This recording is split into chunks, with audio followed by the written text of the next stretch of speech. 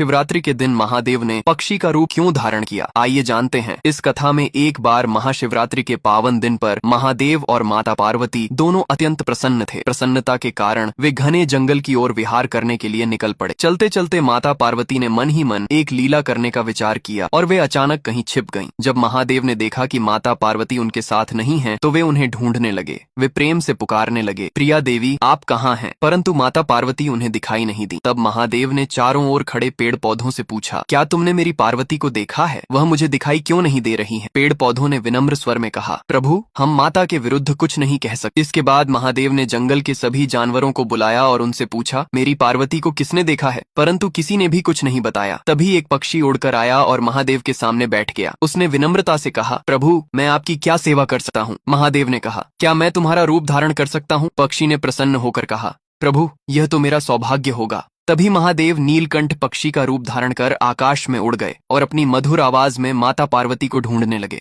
उसी समय माता पार्वती एक कमल के फूल के भीतर जाकर छिप गई। महादेव उस कमल के पास पहुंचे और बोले, देवी मैं इस फूल के भीतर नहीं आ सकता, क्योंकि यह फूल आपको अत्यंत प्रिय है। यदि आप बाहर नहीं आएंगी तो मैं चला जाऊंगा। परंतु माता पार्वती ने कोई उत्तर नहीं दिया। महादेव उदास मन से जंगल की ओर लौटने लगे। जब माता पार्वती ने देखा कि महादेव सचमुच चले जा रहे हैं, तो वे कमल से बाहर आईं और चुपचाप उनके पीछे चलने लगी। महादेव ने उनके कदमों की आहट सुनी और रुक गए। तभी माता पार्वती ने कहा, प्रिया स्वामी आप कहाँ जा रहे हैं? महादेव ने मुड़कर देखा तो माता पार्वती लज्जा से मुस्कुरा रही थी। तभी दोनों ने सर्प का रूप धारण किया और घने जंगल में नृत्य करने लगे। नृत्य करते करते महादेव के मस्तक से पसीने की बूंदें धरती पर गिरने लगी। माता पार्वती ने चिंतित होकर कहा, प्रिया स्वामी आपका पसीना इस भूमि पर गिर रहा है, इससे कोई अनर्थ न हो जाए। महादेव ने शांत स्वर में कहा, देवी चिंता मत करो। तभी पसीने की एक बूंद से एक और महादेव प्रकट हुए। उन्होंने आकर मूल महादेव के चरण स्पर्श की। फिर दूसरी बूंद गिरी और एक और महादेव प्रकट हुए। इस प्रकार लगातार पसीने की बूंदों से अनेक महादेव प्रकट होने लगे। यह देखकर माता पार्वती घबरा गईं। उन्होंने कहा, प्रिया स्वामी मुझे क्षमा करें, मैं आपसे हार गई हूँ। यह कहकर वे रोने लगी। महादेव हंसने लगे और बोले, देवी तुमने तो मुझे ढूंढ ही लिया। माता पार्वती ने कहा, मैं इतने सारे महादेवों को कहाँ रखूंगी? महादेव बोले, मैं स्वयं सबके लिए स्थान बना दूंगा। काशी विश्वनाथ, अमरनाथ और अन्य पवित्र स्थलों पर मैं अपने ही रूप में निवास करूंगा। वे स्थान सदा पवित्र रहेंगे, क्योंकि वहाँ मेरे ही अंश प्रकट हुए हैं। यह कहकर माता पार्वती ने महादेव का हाथ थाम लिया। दोनों पुनः नीलकंठ पक्षी के ऊपर सवार होकर आकाश की ओर उड़ जाते हैं और माता पार्वती बोलती है, जो भी इस कथा को देख रहे हैं उसने मेरे महादेव के लिए लाइक और सब्सक्राइब नहीं किए हैं।